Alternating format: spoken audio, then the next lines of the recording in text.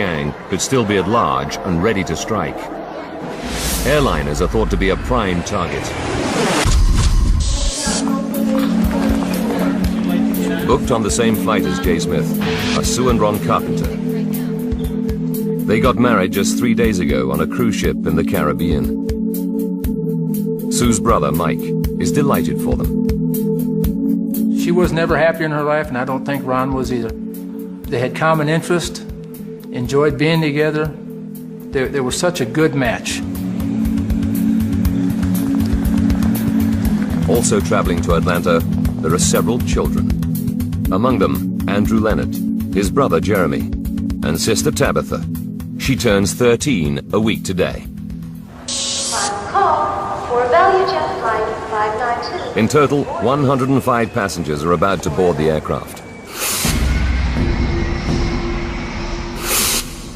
It's a Douglas DC-932, a twin-engine jet with a distinctive T-tail stabilizer at the rear. The DC-9 has been in service for over 3 decades and was once a mainstay of American domestic aviation. But its history is not without incident. Since 1966, 77 DC-9s have been lost, with more than 1,800 fatalities. Now 27 years old, this particular plane has clocked up over 68,000 hours in the air and is currently owned by the budget airline ValueJet. 1:25 p.m. Flight attendant Mandy Summers welcomes the passengers aboard. Her bubbly personality has earned her the nickname Mrs. ValueJet. She's only had the job for a few months, but she's hoping for promotion soon. She just knew it wasn't really where she wanted to be in her life. I guess she envisioned it as something more than it really was when she actually started.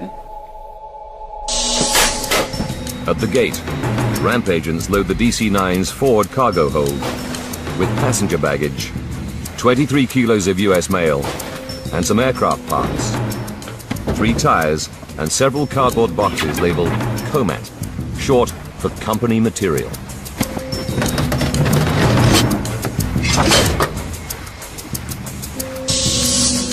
In the cockpit this afternoon is Captain Kandalin Kubek.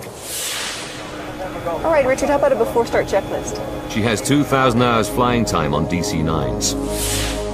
And within ValueJet, she's famous for her dedication to the job. She couldn't get it out of her blood. She was destined to fly and just wasn't happy any other way. Surprise! The day before, Candy celebrated her 35th birthday. Her crew threw her a surprise party on board the plane at Dallas and wanted her to go line dancing. But typically, she refused. She said they knew better, that I will never go out the night before a flight. 1:30 p.m. And the aircraft is 30 minutes behind schedule. There have been some minor mechanical problems. The jet's autopilot isn't working properly. A fuel gauge and cabin phone are out, and there's been a fault in the hydraulics backup circuit. Fuel cross feeds? Checking through the systems is First Officer Richard Hazen. He's an Air Force veteran with 20 years of aviation experience behind him. Faulty equipment is not an unusual state of affairs at ValueJet. The carrier sells low-cost airfares using old planes bought from around the world. Its fleet is among the oldest in America, averaging 26 years. And there have been recent incidents. Just under a year ago, an engine exploded on another DC-9 while it was on the runway at Atlanta. 7 people were injured by flying debris, and the Federal Aviation Administration has the carrier under investigation. 1:32 p.m.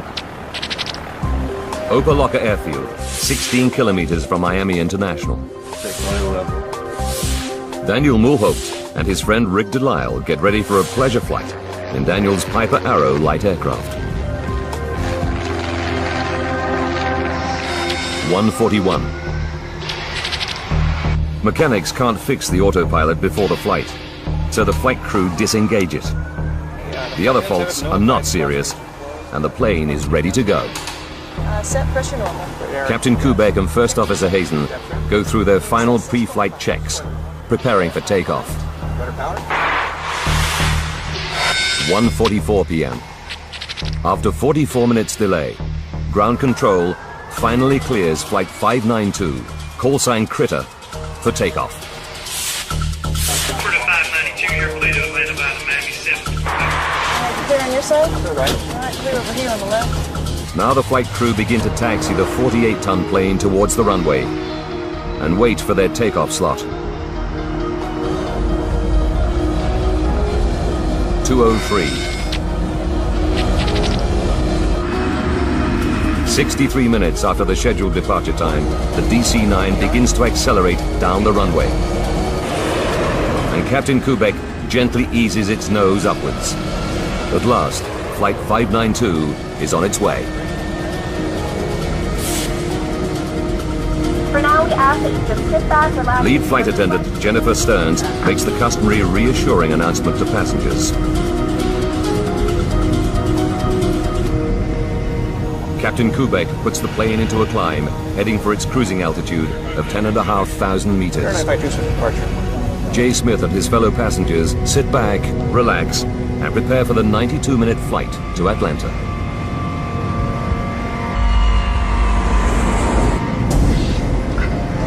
But at 2:10 p.m., just minutes after takeoff, people start to smell smoke. Flight attendant Mandy Summers attempts to reassure the passengers.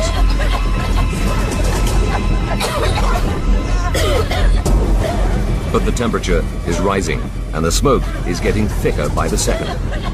ValueJet Flight 592, with the carpenters Jay Smith and 107 other passengers and crew aboard, is in serious trouble. 2:11 p.m., the situation is getting worse on board the DC-9 bound for Atlanta.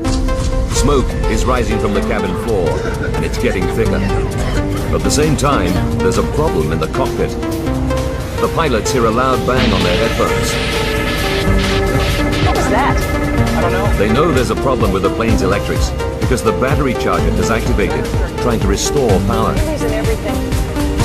Then smoke starts to seep into the cockpit. Critter 592, we need a V to return to Miami International. Turn left, heading 270. Descend and maintain 7,000. What kind of problem are you having? It's clear something is badly wrong. There's smoke in the cabin. 3 kilometers away, Daniel Mulhaupt is at the controls of his light aircraft. He sees a large jet making a turn.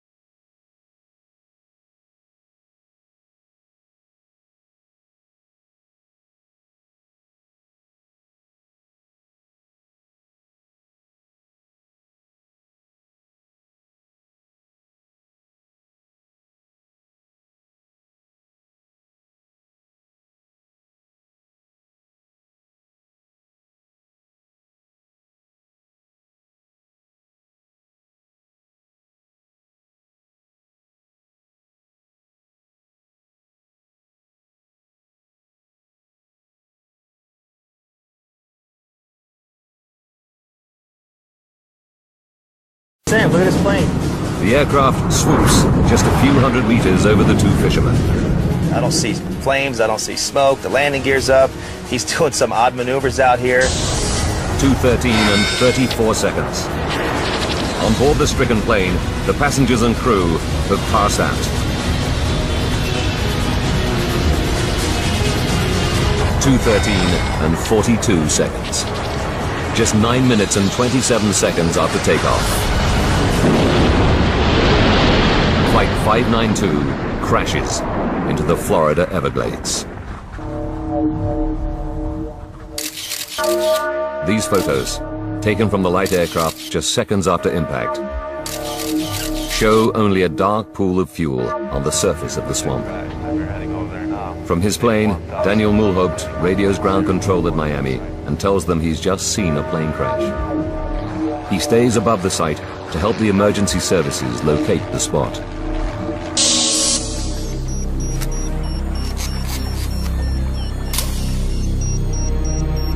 Fisherman Chris Osceola also takes a photo. When the two men climb to the top of a levee, everything is eerily quiet. The swamp has simply absorbed the 48-ton aircraft. And not to see anything at all or hear anything. I mean, it was just, you hear birds chirping, you know, but you could smell the jet fuel.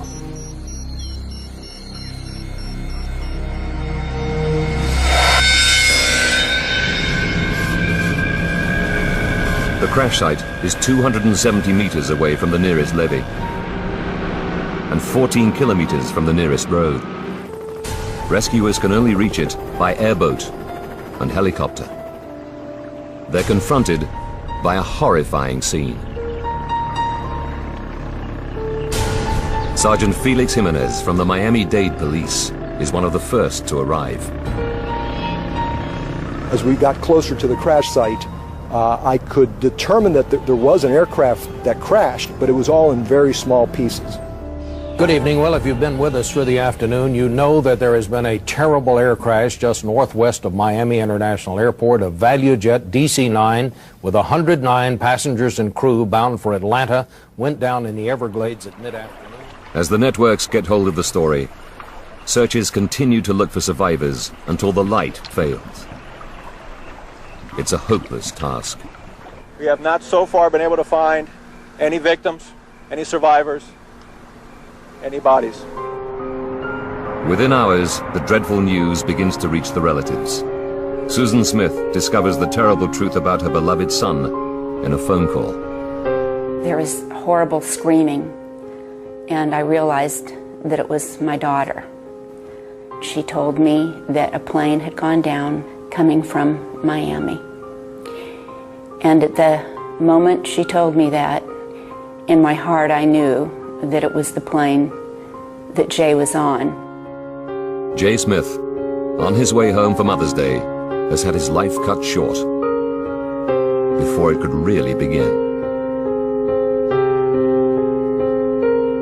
At her home near Atlanta, Georgia, Captain Kubek's mother, Marilyn, also gets the dreadful call. I really threw myself on the floor and beat the floor in despair. This just can't be true. I'm having a dream, a nightmare. This is not real.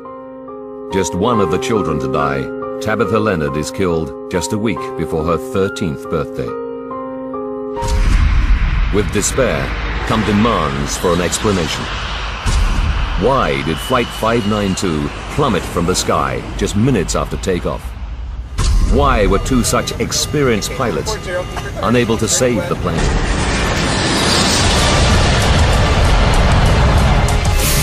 Now, by rewinding the events of that fateful day and going deep into the investigation, we can reveal what really happened to ValueJet Flight 592. Advanced computer simulation will take us where no camera can go, into the heart of the disaster zone.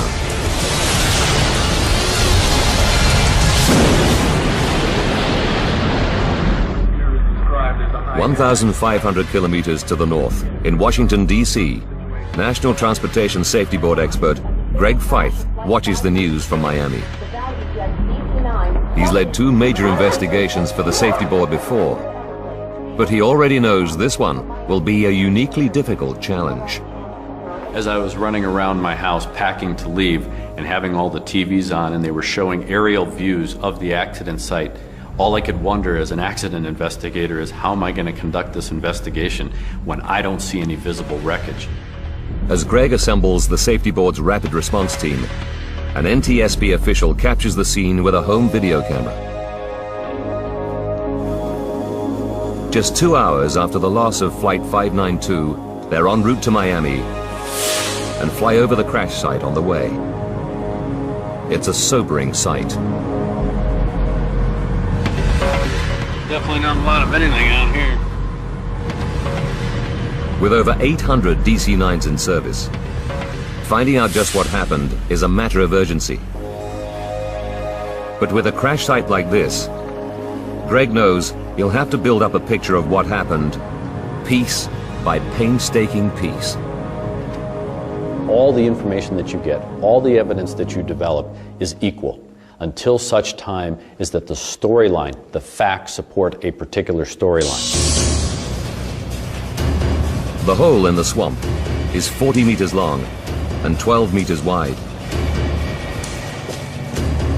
Wearing special biohazard suits to protect them from spilt aviation fuel, searchers walk shoulder to shoulder, combing the murky water.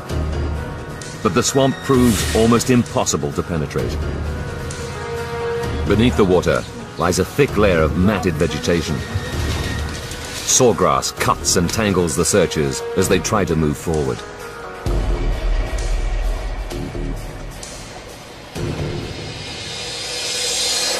What is your full name, please? Jesse Lowell Fisher. And your occupation?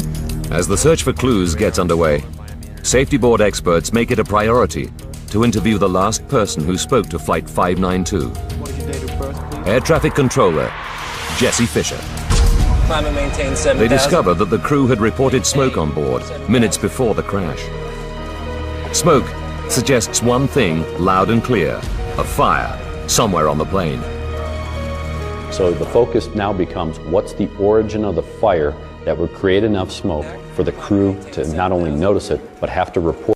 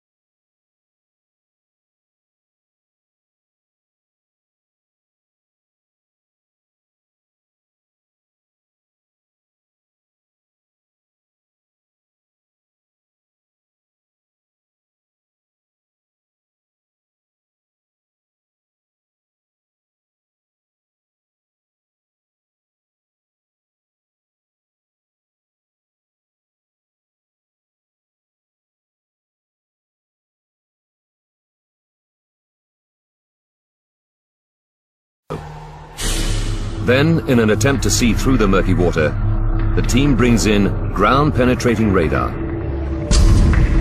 They make a depressing discovery. Below the water level is a thick layer of mud, and below that, 2 meters down, is solid limestone. The plane has smashed into thousands of pieces as it hit the rock below.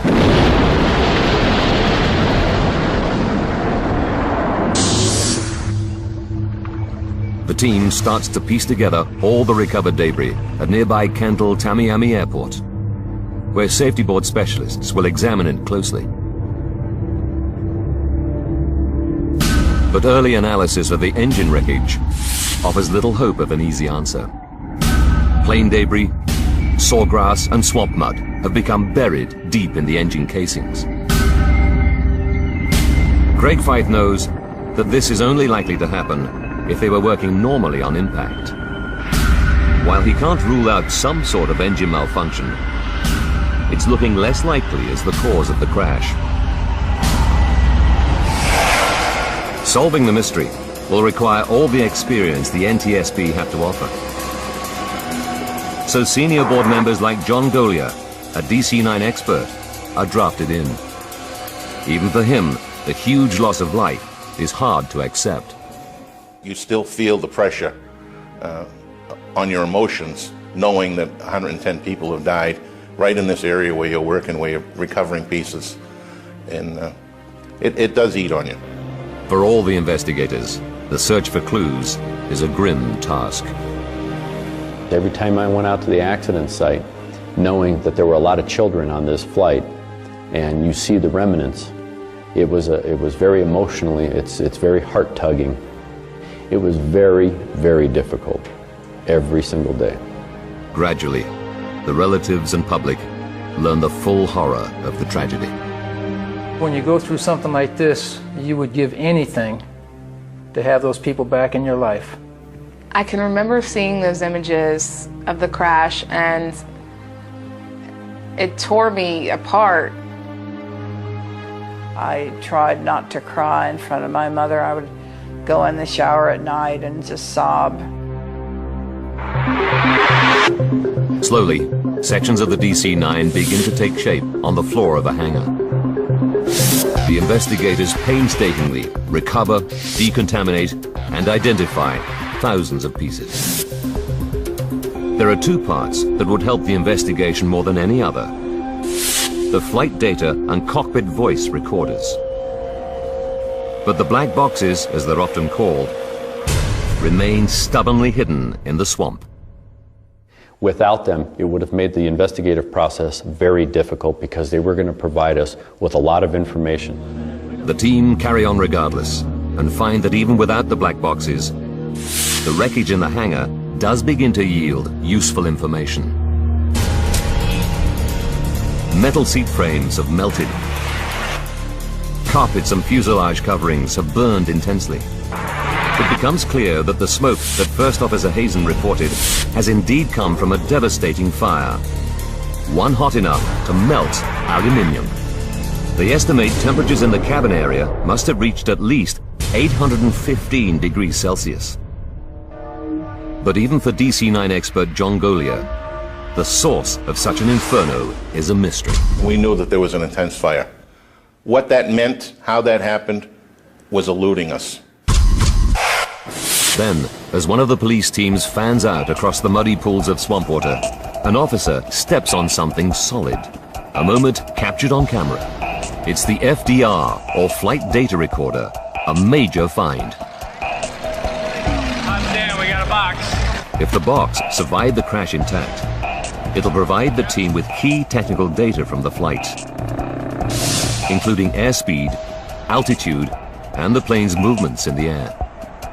Crucially, it'll tell them whether the plane's engines failed. But when technicians and officials at NTSB headquarters in Washington get their first look at the flight data recorder, they're not optimistic. This flight data recorder took a severe hit, and when we first saw it in the laboratory, we had great concern that we were not going to get the data off of it.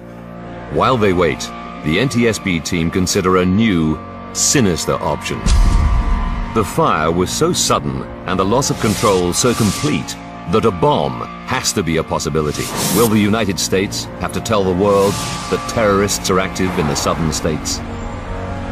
Greg Feith must find the secrets to the crash of Flight 592. What could have happened to an ordinary DC-9 on a routine flight to Atlanta? Might this vast swamp be the scene of a crime?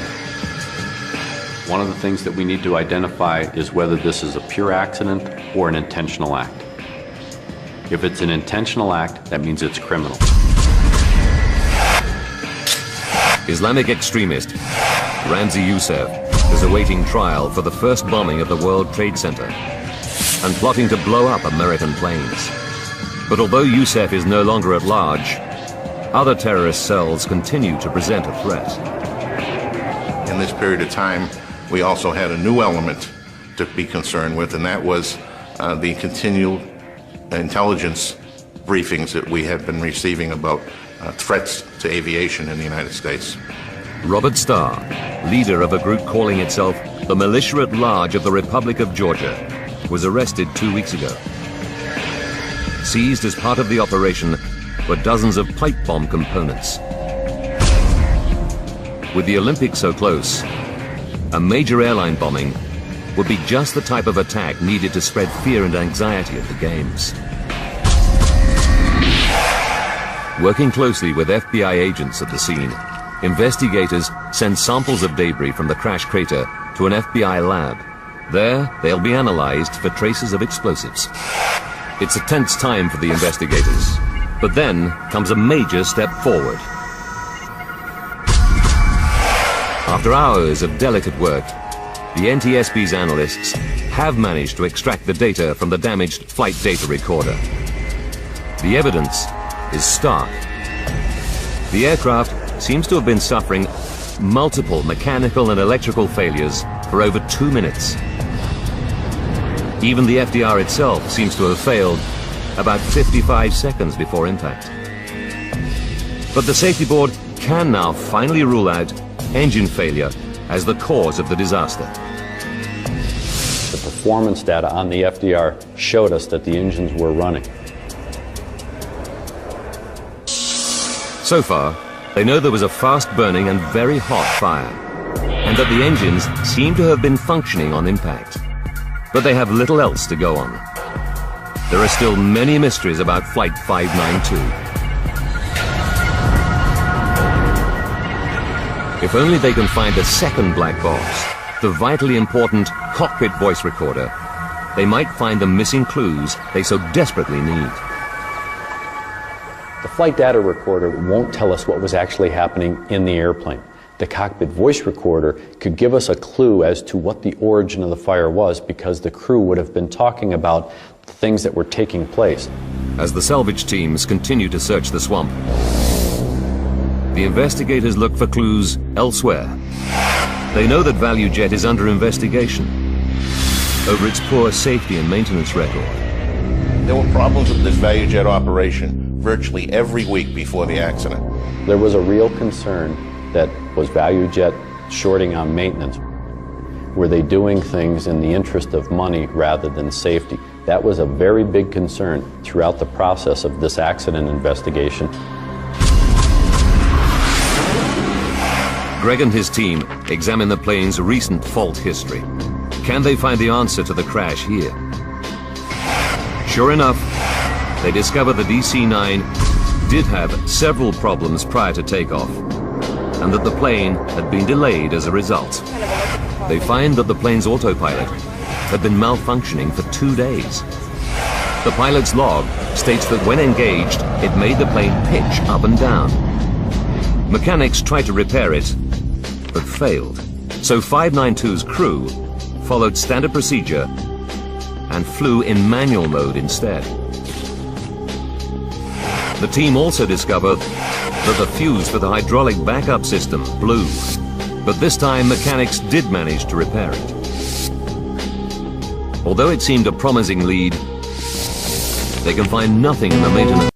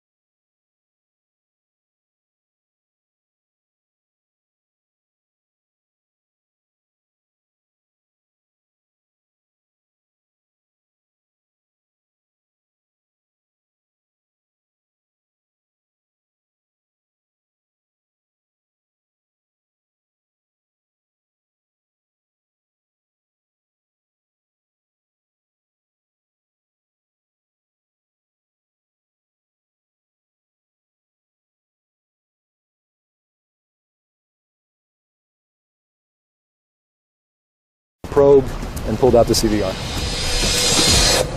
It's not just the policeman's prayer that's answered. It's also a major turning point for the team. The voice recording gives the investigators a chilling insight into the last moments of the crew.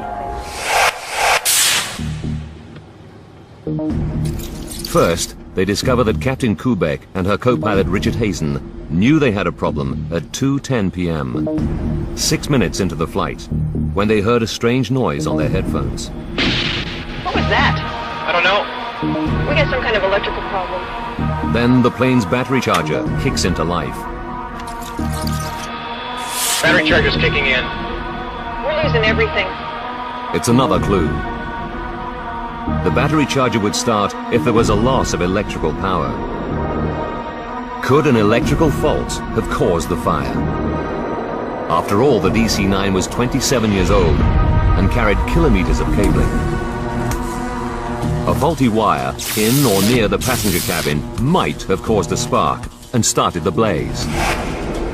It's a long shot because pinpointing such a short circuit is extremely difficult.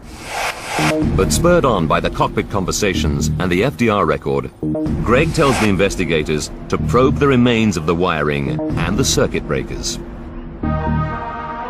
Much of the wiring has been badly damaged or completely destroyed. The rest is in bits on the hangar floor, but for the team, there could still be clues to be had.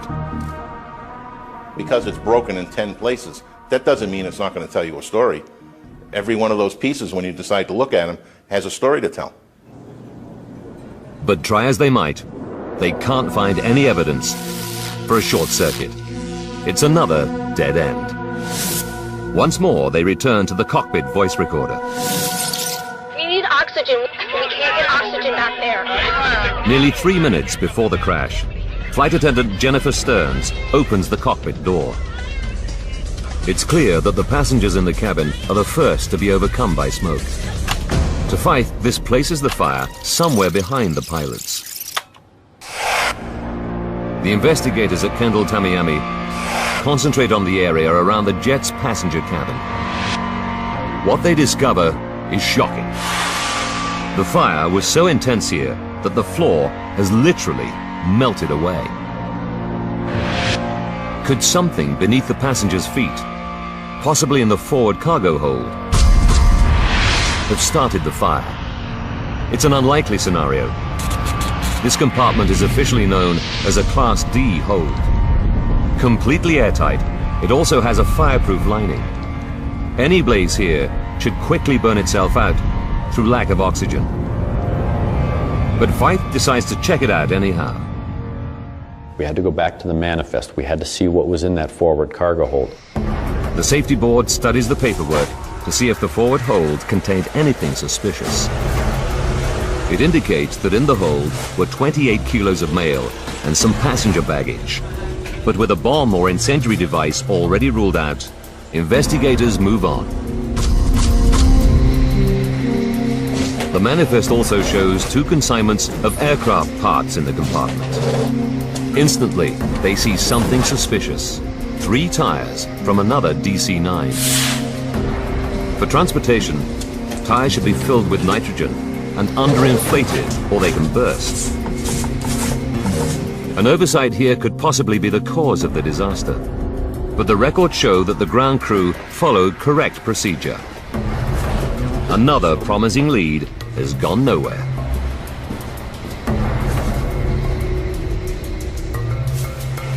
The shipping ticket also lists 5 cardboard boxes full of parts labeled oxygen canisters loaded in the hold. At first, Greg and his team have no concerns. They think they're empty steel oxygen cylinders as fitted to many different kinds of plane. But then, the whole investigation takes a dramatic turn. These are not simply oxygen cylinders. In fact, they're chemical oxygen generators.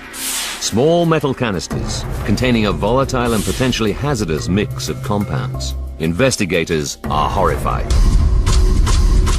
That changed the whole complexity and complexion of the investigation. When installed, the generators supply oxygen for passengers in an emergency. They're attached to a face mask with a thin rope that connects to a firing pin. If passengers pull down on the masks, the pin is released, starting a chemical reaction which produces oxygen.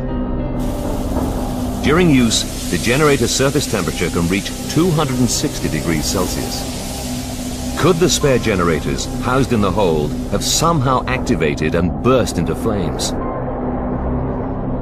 There's just one problem with this theory. The shipping ticket lists all the generators as empty, so they couldn't have been hazardous. Or could they? Investigators interview staff from ValueJet's maintenance company, Sabertech, based in Miami. They discover that the generators in the boxes on board Flight 592 had been removed from 2 McDonnell Douglas MD-82 jets because they were out of date. The rules for disposal are clear. They should either be activated and disposed of properly, or made safe by fitting small safety caps over the firing mechanism. Sabertech produces work cards confirming that the generators were properly dealt with. But then comes a remarkable discovery. Salvage teams recovered 28 of the generators from the swamp, 18 almost intact. Greg and his team examined them carefully. To their amazement, they discover that 9 of the 28 show signs of activation.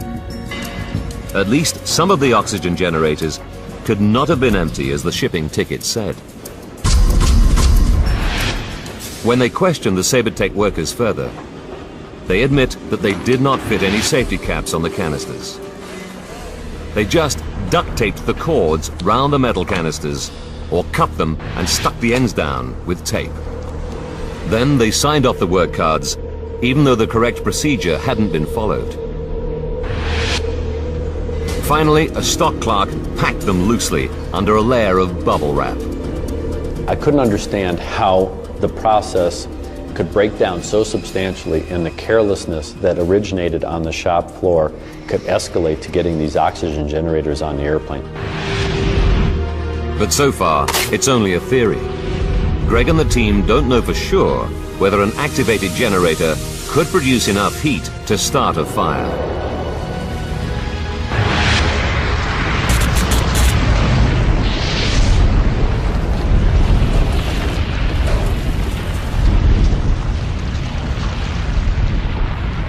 At this point in time, nobody really had a good understanding of what happens when these oxygen generators start producing oxygen.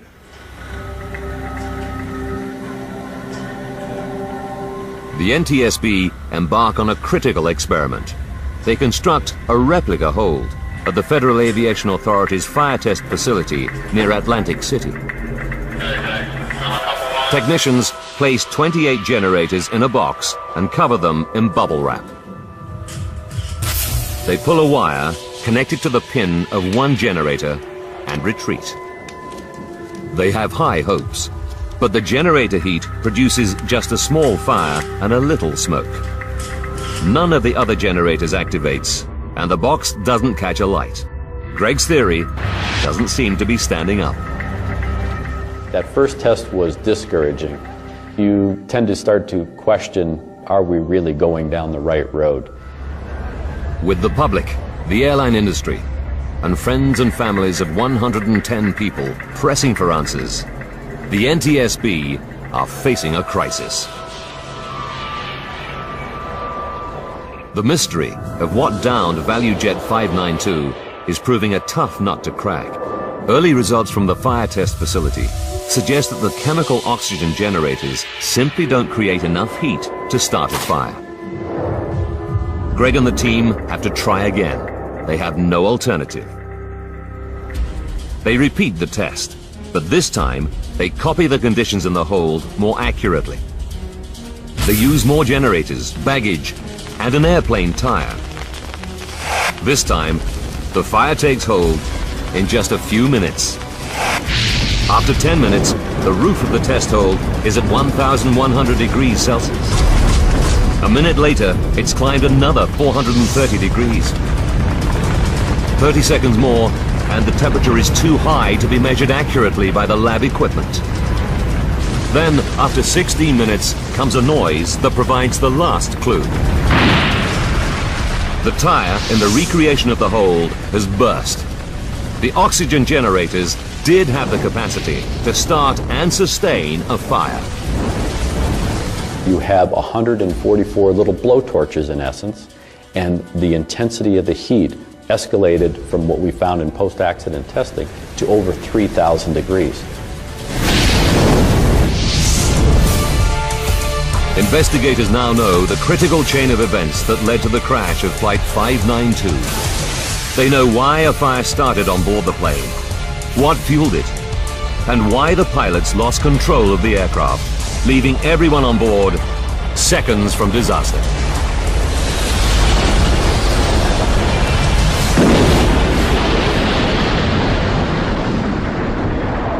May 11th, 1996. 1 hour to disaster.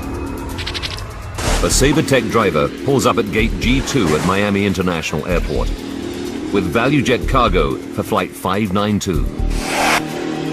Inside the boxes are 144 out-of-date oxygen generators, loosely packed. A ramp agent places them around a large airplane tire. The pilots are unaware that they have a dangerous load on board. 30 minutes to go. As the plane taxis to the runway, the loose packing and unsecured cargo jolts one of the generators into action. It begins to heat up. 11 minutes to disaster. The plane taxis to its takeoff position. In the hold, the surface of the metal generator gets hotter and hotter. Soon, the heat ignites the cardboard box and bubble wrap, and the blaze begins. 10 minutes to disaster. Flight 592 takes off from Miami Airport. Even though the hold is airtight, the fire is now blazing fiercely, sustained by the oxygen produced by the generator. 3.5 minutes to go. The sound heard by the crew is one of the tires in the hold bursting, just as it did in the lab test. The battery charge is kicking in. We're losing everything. The battery charger can't help the stricken jet, as the fire is consuming everything in its path, including the control cables that run to the rear of the plane. Captain Kubek begins to lose control of the aircraft. Temperatures in the hold have now reached more than 1,650 degrees Celsius. In the cabin, passengers are becoming desperate as they choke on the toxic fumes. We need oxygen. We can't get oxygen down there. Flight attendant Jennifer Stearns rushes into the cockpit. But the pilots refuse to drop the masks, knowing that oxygen would only make the fire worse. 1 minute from disaster. The cabin floor burns and begins to give way. 7 seconds to disaster. Now no one is in control of the plane. The crew are probably unconscious, overcome by toxic fumes given off by the aircraft's interior fittings. Seconds later, Flight 592 nosedives into the Florida Everglades at 800 kilometers an hour.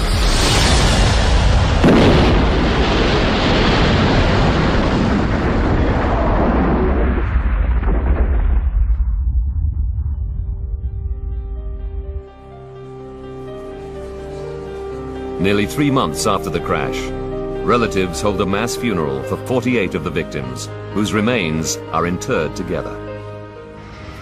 ValueJet eventually takes over another company and becomes AirTran.